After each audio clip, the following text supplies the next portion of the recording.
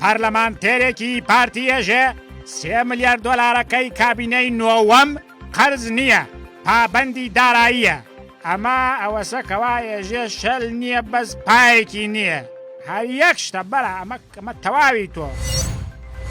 چارەنووسی 200 ملیارەکە دیارە و کەس نازانێ لەکوێیە. 2 وەزیری کابینەکەی برا گەورە ئەتۆریان بۆ تۆریایی بۆ گوڵە لەسەر چی تۆریای گوایە بۆ تۆریان بخوا بۆ هەرکوێ بڕۆن تێنۆ.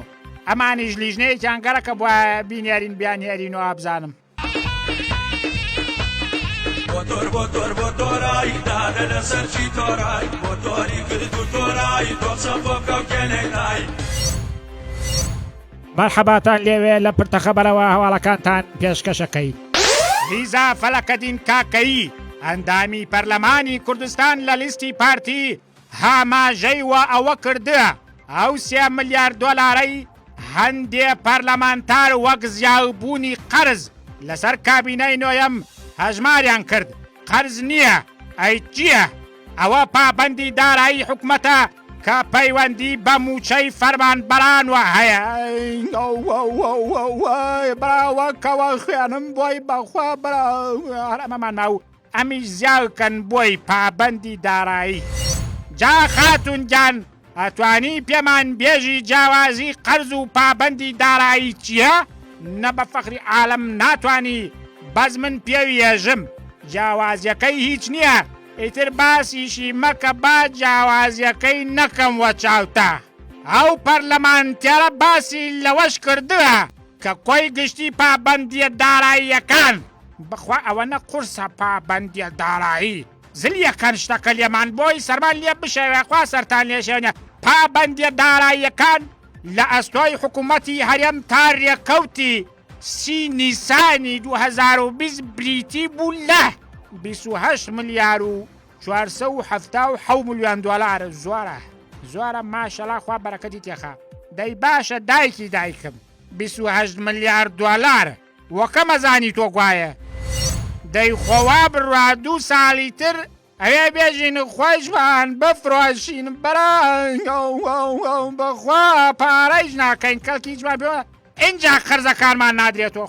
ئەم میلەتە گشتی بفرۆشن پاکی کەنەوە بمان خەنە زیلی ئەسکەری اینجا پارە ناکەین. پرتەی دووهەم لەسەر چارەنووسی 200 ملیارەکەی بەغایە گوایە ێژن تێ کە بڕیار بوو بەم نزیکانە بینیارن. بخوا نایە، بەس بە ئەو خواکەوا خواداری ئەکا. ئەوە بۆیە سوێنیشم بۆ خواردن باوەڕ بکەن بە قسەکان. ئەوەنەی من بزانم بەغا ئەو 200 ملیارە نانێرێ چاومان بێتە دەرنێتە دەروێران بووین بۆ فلسێکی بۆمان نانێرن. دەئیتر بەرابی بڕنەوە وازمان لێ بێرن. جا با پێشتان بێژم بۆ نانێرێ بۆ ئەوەی بە تەواوی دڵنیا بوونۆ کاکە ئەمیشە وەگەر تەواو بۆ گەن بووە تێگەی عیب نەبێ هینەکەیان تێکردووە.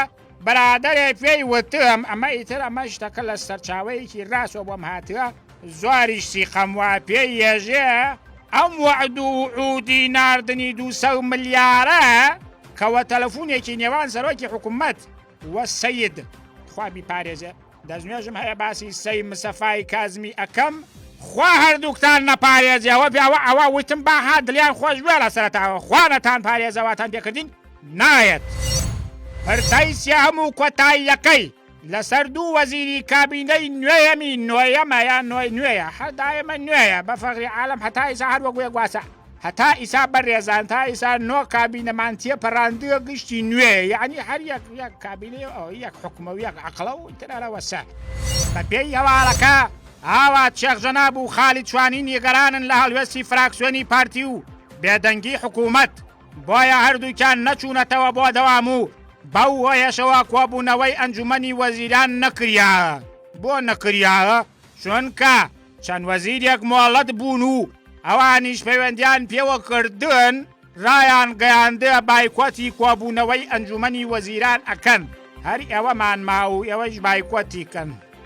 ئەمەش مۆدێلێکی تری دەربڕینی ناڕەزاییە لە کابینەی نۆهەمە. باوکم ئاوا بڕوات سەرمان لێ ئەشێوێکەوە ئێوە لەوێەوە دەستکەنە بایکۆتکردن ئەیەمەچی بکەینەوە